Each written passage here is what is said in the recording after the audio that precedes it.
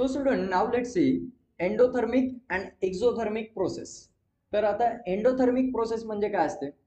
The reaction in which heat is absorb. म्हणजे एखादी reaction, chemical reaction जर घडून येत असेल तर त्या रिॲक्शनमध्ये जर रिॲक्टंट्स हीट ॲब्झॉर्ब करतात तर अशा प्रकारच्या रिॲक्शनला म्हणतात एंडोथर्मिक रिॲक्शन. आणि त्याच्या अपोजिट एक रिॲक्शन असते ज्या रिॲक्शनमध्ये हीट इव्हॉल्व होते म्हणजे बाहेर टाकल्या जाते त्याला म्हणतात एक्झोथर्मिक रिॲक्शन. असे दोन याच्यामधला डिफरन्स आहे. तर तुम्ही इथे डेफिनेशन बघू शकता, ही एंडोथर्मिकची आहे आणि ही एक्झोथर्मिकची आहे. दिस इज द डिफरन्स बिटवीन. आणि या दोन्ही मधली रिॲक्शन जर बघायची म्हटलं एक्झाम्पल, तर आता मी इथे एक्झाम्पल लिहून दाखवतो तुम्हाला. बघा, CaCO3 म्हणजे कॅल्शियम कार्बोनेट, याला जर आपण हीट केलं CaCO3 प्लस हीट. आता बघा याच्यामध्ये मी हीट इथे लिहिलं प्लस करून, तर याचा अर्थ काय झाला, या कॅल्शियम कार्बोनेटने हीट ॲब्झॉर्ब केली. कारण एक कॅल्शियम कार्बोनेट नावाचा पदार्थ आहे आणि त्याला मी जर हीटिंग केली, उष्णता दिली, म्हणजे त्यानं ती हीट ॲब्झॉर्ब केली.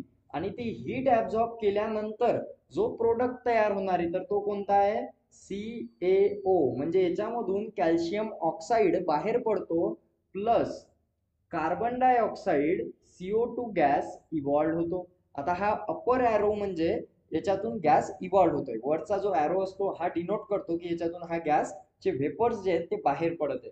आणि याच्यामध्ये जी हीट ॲब्झॉर्ब केली त्या हीटमुळे या रिॲक्टंटचं काय झालं, डिकम्पोजिशन झालं. जसं आपण डिकम्पोजिशन रिॲक्शन बघितली होती, मॅडमने सांगितली होती तुम्हाला, त्याच प्रकारे इथे डिकम्पोजिशन झालेलं आहे CaO प्लस CO2. तर आता इथे CaO म्हणजे calcium oxide. This is an example of endothermic reaction. ठीक आहे. आता एक्झोथर्मिक रिॲक्शनचं एक्झाम्पल काय आहे बघा. आता इथे एक्झोथर्मिकचं एक्झाम्पल देतो मी. आता याच्यामध्ये हा जो CaO तयार झालेला आहे, या CaO ला काय करतो मी, CaO प्लस H2O म्हणजे या कॅल्शियम ऑक्साईडला पाण्यात टाकतो मी. पाण्यात टाकल्यानंतर काय होते बघा, आता हीच रिॲक्शन जी एंडोथर्मिक मध्ये झाली आणि कॅल्शियम ऑक्साईड तयार झाला, त्याच कॅल्शियम ऑक्साईडला मी पाण्यात टाकलं. पाण्यात टाकल्या टाकल्या काय होते, त्याच्यामधून हीट पूर्ण बाहेर पडते. हीट बाहेर पडते आणि इथे एक सबस्टन्स तयार होतो CaOH/2 प्लस हीट.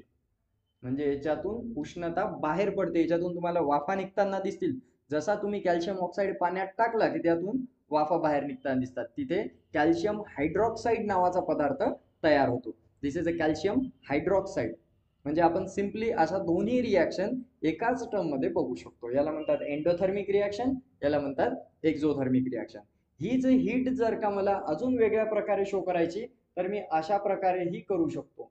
या ॲरोच्या वर जर का असा डेल्टा साईन दिलेला असतो, हा जो साईन आहे ट्रायंगलचा, याला म्हणतात डेल्टा.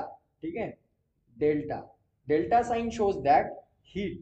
डेल्टा म्हणजे हीट. जर एखाद्या रिॲक्शन मध्ये ॲरोच्या वर जर असा तुम्हाला ट्रायंगल दिलेला असला तर समजून जायचं की त्या रिॲक्शन मध्ये हीट दिल्या जात आहे. म्हणजेच त्या रिॲक्टंटला हीट केल्या जाते, म्हणजे एक प्रोडक्ट तयार होतो. तर इथे हीट ॲब्झॉर्ब होत आहे आणि इथे हीट इव्हॉल्व होत आहे. म्हणजेच आपण म्हणतो एंडोथर्मिक अँड एक्झोथर्मिक. आता हा टॉपिक तुमच्या क्लिअर झाला. आता नेक्स्ट टॉपिक जो असणार आहे आपला तो आहे रेट ऑफ केमिकल रिॲक्शन. मग आता रेट ऑफ केमिकल रिॲक्शन म्हणजे काय असते? रेट म्हणजे दर ऑफ केमिकल रिॲक्शन, म्हणजे केमिकल रिॲक्शन किती फास्ट आहे किंवा किती स्लो आहे, तर त्याला म्हणतात रेट ऑफ केमिकल रिॲक्शन. आता तो थोडा आपण डिटेल मध्ये बघू.